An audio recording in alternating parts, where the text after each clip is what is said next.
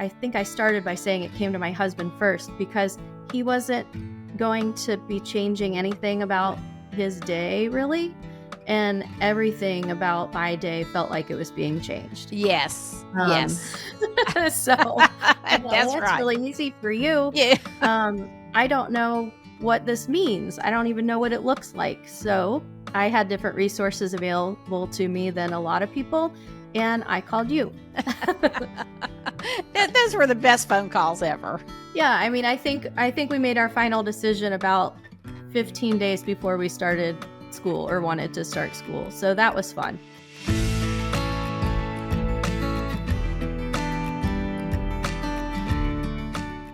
Hello, everyone, and welcome to the Zan Tyler Podcast, where our goal is to help you thrive in your homeschool journey. Before we begin today's episode, I just want to remind you to subscribe to this podcast wherever you listen or watch, including YouTube, and leave us a good review if this podcast has been helpful for you. Leaving a review also helps other homeschool parents like you find our podcast. And as always, you can follow me on Instagram and Facebook. We have a really encouraging and fun podcast today. I'll be talking with my niece, Jill Hadley, about her family's journey into homeschooling as a result of COVID. Jill thought this would be a 1-year, one and done, and it's turned into a 4-year journey that she and her husband have loved. A little bit about Jill and Craig and their family. They're very involved in their church and in their community. They value education. Jill is a college graduate where she did very well, and Craig has his PhD in nutrition, human nutrition, and has his own consulting business. So I can't wait for you to hear their story as a family. I think it will really encourage you. When my family started our homeschooling journey, there were so many decisions to make, but one of our best decisions was choosing to use BJU Press Homeschool. I've never seen my kids so excited to get textbooks before. I'm amazed by how interesting and interactive the lessons are. My kids actually look forward to them. We use the online video lessons for all our courses, but I know some families choose to teach from the textbooks. What I love is that I can trust BJU Press to uphold our values.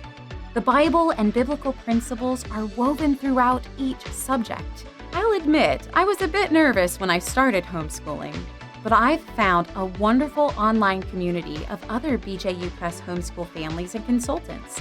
The Homeschool Hub also makes my job easier. I can set up our schedules and rearrange them with just a few clicks. On the dashboard, I can see each of my kids' progress, and the assignments page shows me quickly what's ready for me to check or grade. I'm glad my son's biology assignments are automatically graded. BJU Press Homeschool has given us the tools and confidence to homeschool our children. For more information, do what I did and visit the BJU Press Homeschool website or talk with your local HomeWorks consultant. Jill, I am so excited you could be with me on the podcast today. We've had a lot of fun growing up years together when you were a little one. You, my niece, and we're so excited too that you're homeschooling. But I don't think you ever intended to be a homeschooler, did you? No, I did not. I did not see this as part of my journey. So what happened that changed your mind or your circumstances? So a little background, I have currently, my son is a senior in high school. My daughter is a freshman in high school. And this is our 4th year homeschooling. Until 4 years ago, they were in a private Christian school. We were very happy there. And then COVID came and changed everything about everything in the rhythm of our family. So we did not send them back to school after that spring quarter at home. And here we are 4 years later. That's amazing. So what during that quarter, or I guess what during that school year during COVID, because your Christian school was having video instruction? Yes, they were doing as like, I imagine any other school, they were doing the best they could with what they thought was going to be an extended spring break. Right. So we had 2 weeks off for spring break, and then we never went back to school for the rest of that school year. They didn't have much lead time to figure it out. I had an 8th grader and a 5th grader at the time, and each team of teachers had different abilities or I guess programs available to them, but they were all new to us. We did not Zoom, we did not have Google Meet, or I guess we didn't utilize those before. So each grade handled it differently. And it was hard to navigate, but we did it. And everybody was trying their best, and there was a lot of grace, but it wasn't fluid. So did you just piecemeal things that spring that you started homeschooling, or did you jump in with a curriculum? I can't remember. We were still following spring of 2020. We were still following assignments given by our school teachers. And so we would get the assignments on Monday morning, and they were not due until the following Sunday evening.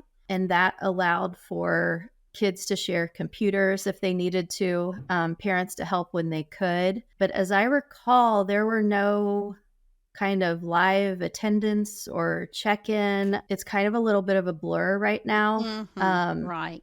But it was rather piecemealed, except we had all of our textbooks at home. Gotcha. Okay. So after that, you had the Yep. piecemeal experience, you homeschooled. What made you decide to homeschool the next year? That is interesting because it actually came as a revelation to my husband before it came to me. We did both observe that during that spring quarter at home, how the kids worked and how they were able to handle the independent work. They managed it differently, which doesn't surprise me. For example, my son, who was in 8th grade at the time, would come like busting in our room at 7 a.m. and saying, the internet's out and I'm trying to submit a writing assignment. And we're like, who cares? Like, don't tell us that. Like, wait until we get up. But he seemed to love getting all of his assignments for the week on Monday morning, and then he could decide how to do them. Sometimes he did 5 days of math in 2 days, and then he would save history for last. It almost made us think he was being slowed down by the classroom, that he could handle. He didn't need the back and forth as much. And he was just kind of waiting to get his assignments, and then he was off and going. So that was kind of neat to see. And we thought, maybe he doesn't, maybe there is a different way to do this. And then what really made our decision is our school was very late, I'm sure like other schools, but this is the only one we had experience with, in coming back with their rollout plan for how to go back to school. We as a family were not comfortable with going back to full-time in-class instruction. We thought it was going to be a very disjointed year. My husband was also traveling at the time, or thought he would go back to that. And the way that the COVID protocol was then was that if a person in the household was out of the country, then everybody had to stay home for a week. And while that didn't end up happening, the possibility was there. And we thought, how crazy can that be when we could just maybe do this a different way? We thought maybe we'll try this on our own and decide to go back. But we really just said, okay, great. We called our head of school, who was a personal friend of ours, and let him know what we were doing. And he was our biggest cheerleader. We wanted to tell him first so that he didn't see our withdrawal notice come across his email and wonder what was going on. It was nothing personal. It was a personal decision. And he has still kept up with us 4 years later and interested in how our journey is going. And I say that to, I think I started by saying it came to my husband first, because he wasn't going to be changing anything about his day really. And everything about my day felt like it was being changed. Yes. Yes. So that's right. really easy for you. Yeah. I don't know what this means. I don't even know what it looks like. So I had different resources available to me than a lot of people, and I called you. Those were the best phone calls ever. Yeah, I mean, I think we made our final decision about 15 days before we started school, or wanted to start school. So that was fun. And I know my dear friend Beth Martin, was Yes. also a great help to you. So it really She's does she still is. So mentor I moms. don't envy those that have to jump in without any exposure at all. But, we just kind of did. There are two things I want to talk about now. Uh-huh. What you decided to use in a curriculum vein, but I think one of my favorite stories is when you called me, and like you say, Craig travels a lot, and of course Right. nobody had ever been able to go before because they were in school. So Right. tell me about that phone call. This is still ranks up there as one of my favorite phone calls ever in the history of my life, and I've had a lot of phone calls. That's right. That's right. Well, and see, I didn't know this was one of your favorites until you were kind of telling me that. But we had an opportunity August or September of 2020, and we had, very recently decided to homeschool, even more recently received our curriculum. And my husband had an opportunity to go in person to Boulder, Colorado, to meet with some folks he was working with. And y'all lived in Indiana at the time. We lived in Southern Indiana at the time. Nobody was wanting to get on a plane at that point. Things were still a little weird. But we looked at each other and we're like, well, we'll go too. So we took the dog to the dog sitter, packed up our clear bins of school because we could do school on the road, and threw stuff in our pickup truck and drove all the way out to Colorado. We learned a lot on that trip. We learned that homeschooling 10 days in a hotel was maybe not our best decision. We did it a little, and then we decided, let's see if we can drive around and navigate a different city, and let's see what we can get into. I think I called you or listened to a recording of some sort when we were in Boulder, and we were in a park sitting by a lake, and I was like, this is really neat. The other thing is that we were able to make the decision because our school consisted of the four of us. We affectionately call my husband our donor. He is our school board and controls the All the funding for the finances, school. yes. Right. And we didn't have to ask anybody. We were like, do you want to go? Can you pack your stuff? Let's get out of here. And we were gone a week or 10 days, and it was wonderful. It was freeing. It was weird because I was still kind of a by the book kind of person. And like, we just started. Can we take a break? And they're like, who's going to know? And I'm like, I don't know. And then we just did it. And it was it was wonderful. Well, two things about that. I loved what you said. You said, Aunt Zan, we are on the way to Colorado, and it's the first time we've ever taken a trip during the school year where we didn't have to ask permission.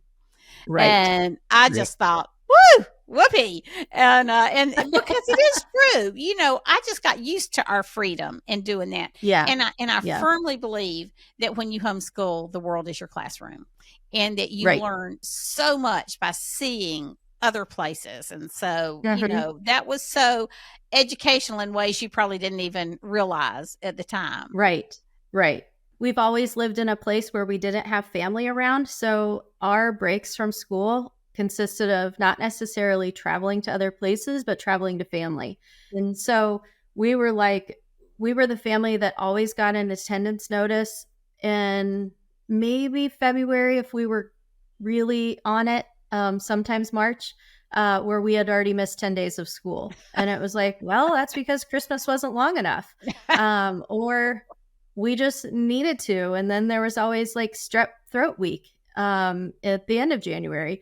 And so I jokingly told our head of school a couple times, those perfect attendance awards you give at the end of the year, I really think you should give awards to those that have missed the most school and kept their grades up. And I didn't find the humor in that, but I thought that's really harder than going to school sick. Yes, that is much better. And going to school sick took on a whole new meaning during COVID. You couldn't have for sure and walk in anybody's door, whether it was allergies or anything. That's right. That's right. So So that's pretty funny. So Jill, I remember one of the people I was able to put you in touch with is Veronica Whitley. And as a matter of fact, Veronica just did 2 podcasts with me. She's a consultant for Homeworks by Precept, and she also makes BJU Press homeschool curriculum available. So what did you and Veronica decide together? Was it a help for you to have a consultant? And then what did you decide to use? I guess those are my questions. So yes, Veronica, I feel like is a friend of mine, even though we have never met in person. We did even exchange Christmas cards this year. She has been so helpful in talking through subject choices with BJU, with helping me decide. I knew that I wanted to do distance learning and use the video instruction, but I also wanted some physical tests and answer keys, and sometimes the physical teacher's manual to kind of help, because while sometimes the video instruction is 100% independent, sometimes it's not. And we were able to talk through like which subjects, what about science labs? There's an interest in this area. Does this count? What do they offer? And so much more useful to talk to somebody than to just order out of a catalog. Also, she was extremely helpful when I would, refuse to learn how all the ins and outs of the hub. And so I would be like, well, how do I enter this grade? She took the test. I'm looking at it. And just helpful to walk through those types of things. Also a huge asset to just offer encouragement when I could reach out and say, like, I don't think we know what we're doing. I don't think this is going well. And then she would pick up the phone and call me, and she would say, I've had a day like that too. Why don't you try this? And it was like, that was wonderful just to have somebody. I mean, I think she's in Texas and now I'm in Ohio, and I think she would agree that we both feel like we're friends. She has told me that when we were together. Yes. Yes. So she was real instrumental in finding out courses that Will had already taken and how to kind of steer his curriculum going forward, or his scope and sequence, I guess is the terminology, to complete his high school career, because he came into his freshman year with about 5 or 6 high school credits. And so his kind of track looked a little bit more like a traditional student's track. And so we had to, borrow some classes from maybe different years and to get him settled. So how did you like the BJU Press homeschool videos? There are several things that I like about them. I guess I was surprised with how complete the material was. And I say that because you get everything you need for the whole year on the first day that you start, and it doesn't go away. So you can advance more quickly, or you can hit pause and really camp out on a lesson that was challenging. You can listen to it again. You can pull up the teacher's manual. You can find guided notes. It was so complete that I didn't feel like I was out on an island trying to teach something that I was struggling to recall myself. The teachers themselves have been some of my all-time favorites. They know that they're talking to and they're instructing to students that are on video, and they know how to do that. They can anticipate the common questions that are going to be asked, the common mistakes that are going to be made. And it was just so helpful because I didn't feel like I had to be right next to them, although I was if they needed me. And sometimes I was just to kind of refresh myself. But also as the parent, I have access to those videos as well. So in my beginning days, I was so good about getting ahead and watching videos ahead of time because I needed to learn what they were learning. I needed the exposure to it. Now I know that if they have questions, they'll ask, and there's other additional resources available to them. But I would say the complete instruction, having all of the material, at our fingertips or on our computer.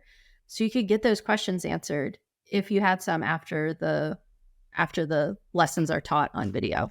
One of the things I remember you saying to me, I don't know why, I just remember a couple of our conversations so vividly, is that you appreciated the videos so much because they put so much work into them that you could spend the limited time you had as a mom and teacher on other things.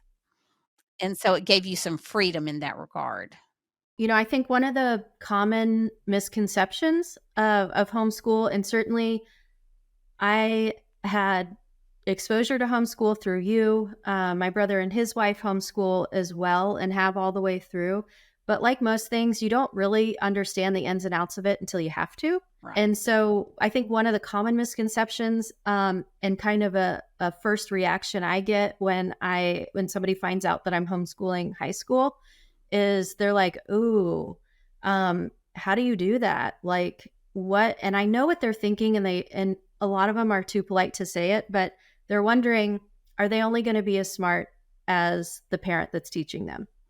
And that's a good way to put it. Yeah. Yeah. And I'm thinking, thank goodness, no. I am a much better math student now than I was when I was in math myself in middle school and high school. I think life kind of gives you that perspective. But no, like I have full confidence in the teachers that are teaching them and the completeness. And I listen to these lectures and I'm like, well, that makes sense. Why didn't anybody ever explain fractions that way before? So, I don't have to rest on my own ability. I am fortunate that I have a highly educated husband who is also at home now. So if we really get in a bind, we schedule time with him, or we just go stand at his office door and say, pre-calc. Yeah. And sometimes my kids are like, Mom, did you make it to pre-calc? And I'm like, no. I will now. That's right. It's never too late. That's right. You don't use the videos for every subject, right? Right. I try to always have some book instruction and some video instruction so that they have those skills too, so that they're not just glued to their computer all day, and actually have a physical textbook in their hand or a piece of literature that they're reading cover to cover. And because I think that's a useful type thing. It helps break up the day. Right. If that's what's needed that day. It also helps move it along. Well, as somebody who's very familiar, of course, with the BJU Press homeschool material, that's important to me that moms and dads hear what you're saying, because you don't have to do the same thing with every subject. You don't have to use all the videos. You can use one video course or 2 or 3 or more than that. And it really Right. is, the parent is in charge, and the curriculum Yes. is really the tool and not the rule. And I think if Right. you can make peace with that you can enjoy Mhm. homeschooling. Oh, for sure. And my fourth year looks probably unrecognizable to my first year, in that I was a very good, dependable student myself. I like to check boxes. I like to look at a syllabus and complete things. And so probably our first year was not as enjoyable. Maybe the kids enjoyed it, but I felt overwhelmed. Now, some of that was due to the fact that we decided kind of last minute to launch on this journey, but I had a hard time looking at everything and not doing everything. My second year, I was able to look at it more of like, I think what some of the lingo that goes around is it's a buffet. You can pick and choose. But I didn't know how to do that my first year because I just was trying to survive a little more. And then that second year, I was like, we're going to do this instead. We're going to do our own unit on this and go, if a kid showed an interest in something, let's pursue that. We can do our own writing assignment. We can do a research paper on something that wasn't suggested in the material. Sometimes we did oral quizzes. Sometimes if they did great on the quizzes, we could skip the test. We could combine review days and that sort of thing. If they did a pre-test and they did wonderful on it, well, who's to say we couldn't just move past that and get on to something else? And I didn't know how to record that the first year. And the second year and the year since, it's like, hey, we don't know. Like, we can have an idea of where this is going, but really doing it together. And sometimes we're surprised where we end up. That's one of the exciting parts of homeschooling, isn't it? You take these journeys educationally and in other ways with your family that you never expected. To me, they're just good surprises waiting around so many corners when you become a homeschool family. Right. And I think one of the things that we keep saying, and I think we hear ourselves say, and then we're like, that's really right, is, well, this wasn't something I always dreamed of doing. I didn't know it was in front of me. It's exactly where we were supposed to be. And I would not give back these years for anything. The time that we've been able to spend with the kids, like all of us, my husband included, and dive into these things, like nobody can ever take that away from us. And I feel like we've gotten to know our teenagers in ways that others don't have the opportunity to. Mm-hmm. But like I said, I didn't know this was going to be our story, but I'm so glad that it is. Thanks so much for being here with us in part 1 of this 2-part episode with Jill Hadley. We've talked about a lot of encouraging reasons that you and your family may want to consider if you're thinking about homeschooling next year. So be sure you join us next week for part 2, and we'll continue this episode. As always, you can find me at zantyler.com and on social media. And I pray that God continues to bless you and your family. Until next time, bye.